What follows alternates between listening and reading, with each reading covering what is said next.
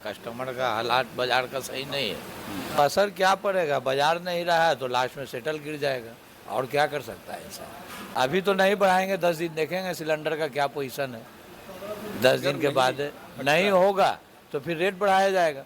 Rate बढ़ाएंगे तो customer आओ आना बंद हो जाएंगे। मेंटेन कहाँ से कर पाएंगे, लास्ट में तो भाई सेटल रेट गिराना होगा ना, कहाँ से स्टाफ को देगा आदमी। भी आज संडे का दिन है और संडे के दिन आप देखिए कि स्थिति ये है कि मात्र 2 लोग खाते हुए नजर आ रहे हैं। वो मिडिल क्लास वाले का बजट लिमिटेड रहता है, तो भाई अब वो कई लोग 10 दिन 15 दिन पे एक बार खाते थे रेस्टोरेंट में, अब वो महीने में एक आध बार आएंगे या वो भी नहीं आए।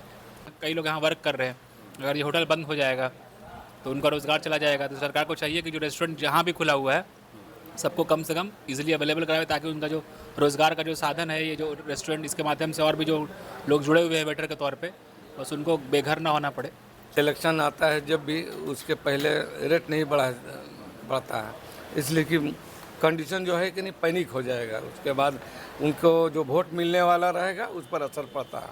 इसलिए सरकार, कोई भी सरकार रहेगी, वो चाहती है कि इलेक्शन होने के बाद इसका रेट बढ़ाया जाए। उसको तो लॉस हो रहा है, गल्फ वार की वजह से तो लॉस है, तो उसकी क्षतिपूर्ति के लिए वो चाहते हैं कि जब अपॉर्चुन मोमेंट उसका आए, सरकार का इलेक्शन हो जाए, तब इसको बढ़ाया जाए। संडे के दिन में बहुत सारे लोग आते थे, लोग बैठ के यहाँ पे बिरयानी और मटन चिकन बहुत सारी चीज़ों का मज़ा लेते थे। मगर आज देखिए कि कुर्सियाँ खाली है और ख़ाली कुर्सी को हम दिखा रहे हैं। वजह क्या है, बहुत सारे लोग ये भी सोच रहे हैं कि हो सकता है सिलेंडर का जो रेट है, कमर्शियल सिलेंडर का जो रेट है बढ़ गया है, तो खाने पीने की भी चीज़ें महंगी हो गई होगी रेस्टोरेंट में, जिसको लेकर भी जो असर है कहीं ना कहीं इस बिरयानी बादशाह में। अब यही स्थिति रही तो आने वाले कुछ दिनों के बाद, कुछ महीनों के बाद हो सकता है कि ये बिरयानी बादशाह का जो शटर है डाउन करना पड़े। बंगाल चुनाव जैसे ही खत्म हुआ है, अभी नतीजे भी नहीं आए हैं, मगर सरकार की तरफ से भारतवासियों को एक बड़ा तोहफा, खासकर उन लोगों को एक बड़ा तोहफा दिया गया है जो कि रेस्टोरेंट चलाते हैं, खाने पीने का होटल किए हुए हैं। उनके लिए सरकार की तरफ से एक बड़ा तोहफा दिया गया है। अब तोहफा क्या है, तो जो कमर्शियल सिलेंडर के जो रेट थे, जो पहले कुछ और रेट में मिलते थे, अब उस पर 1000 के करीब यानी रेट बढ़ा दिया गया है। कमर्शियल सिलेंडर पे रेट बढ़ा दिए गए हैं, जिसको लेकर के खासकर जो छोटे छोटे रेस्टोरेंट है, होटल है, उनमें क्या स्थिति है, क्या कस्टमर महंगा सिलेंडर होने के बाद क्या होटलों में जो मिलने वाले जो खाने पीने की चीज़ है उस पर भी रेट बढ़ेगा नहीं बढ़ेगा, इस पर बात करने के लिए हम खुद बिरयानी बादशाह फुलवारी शरीफ की एक बड़ी दुकान है, रेस्टोरेंट है, यहाँ आ गए हैं। यहाँ के मालिक से भी बात करेंगे। जैसे ही हम इस होटल में, इस रेस्टोरेंट में पहुँचे तो आप देखिए कि अभी तो खाली है, 1-2 कस्टमर बैठ के खा रहे हैं। कस्टमर अभी आ रहे हैं किस तरीके से? कस्टमर तो अभी डिमांड हो रहा है भाई, महंगा महंगा। कस्टमर का हालात बाजार का सही नहीं है। आप देख लीजिए, इस समय खाने का टाइम है, 2:45 होने जा रहा है। 2:45 हो रहा है, मगर कब 1 या 2 लोग बैठे हुए उधर। बस यही मार्केट का, गैस पे दाम बढ़ गया, हर चीज़ पे दाम बढ़ रहा है, इसके लिए कि दुकानदारी। कमर्शियल सिलेंडर पे जो रेट बढ़ा है, सरकार की तरफ से ये आदेश जारी कर दिया गया है कि 1000 के करीब सिलेंडर, कमर्शियल सिलेंडर बढ़ गया। उससे क्या असर पड़ेगा आप जैसे लोगों पे और आप जैसे जो रेस्टोरेंट चला रहे हैं, होटल चला रहे हैं? तो असर क्या पड़ेगा, बाजार नहीं रहा है तो लास्ट में सेटल गिर जाएगा। और क्या कर सकता है इंसान। बाजार का हालात आप देख ही रहे हैं, महंगाई देख ही रहे हैं। अभी क्या रेट है बिरयानी का? बिरयानी का वही रेट हमारा जो पहले था, 220 रुपया। आज जो सिलेंडर लिया क्या, किस रेट? रेट नहीं बढ़ाया है अभी तो। रेट कल परसों से हो सकता है बढ़ जाए। अभी तो नहीं बढ़ाएंगे, 10 दिन देखेंगे सिलेंडर का क्या पोजीशन है। 10 दिन के बाद नहीं होगा तो फिर रेट बढ़ाया जाएगा।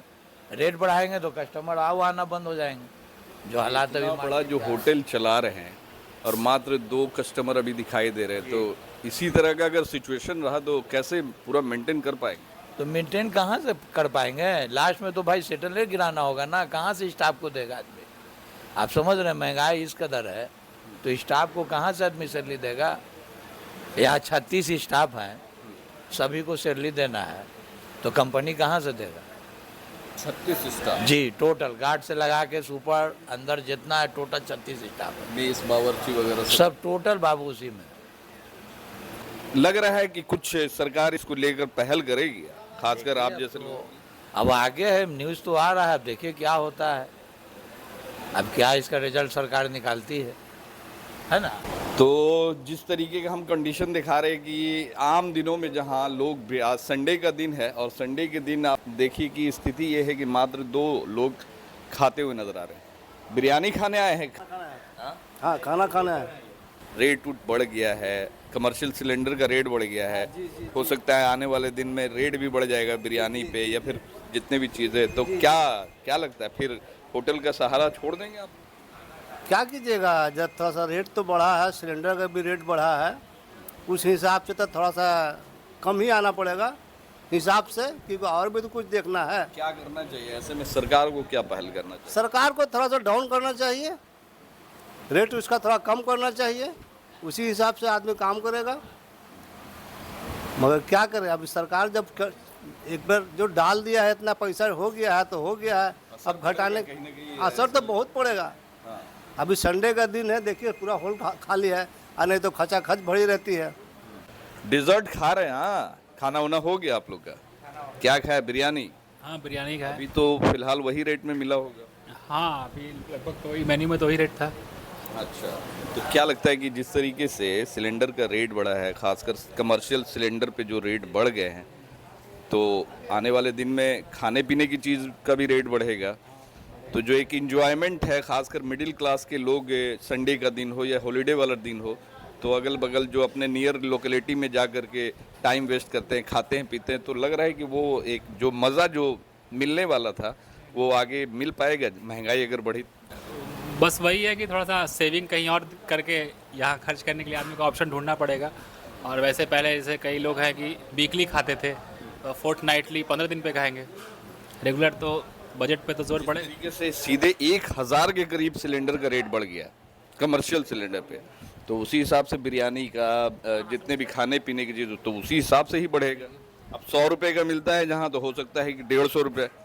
बहुत सारे लोग एफर्ट करें ना करें, बहुत सारे लोग दिल मार लें। हाँ, तो भाई मिडिल क्लास वालों की दिक्कत तो है ही। अब वो मिडिल क्लास वाले का बजट लिमिटेड रहता है, तो भाई अब वो कई लोग 10 दिन 15 दिन पे एक बार खाते थे रेस्टोरेंट में, अब वो महीने में एक आध बार आएंगे या वो भी नहीं आए।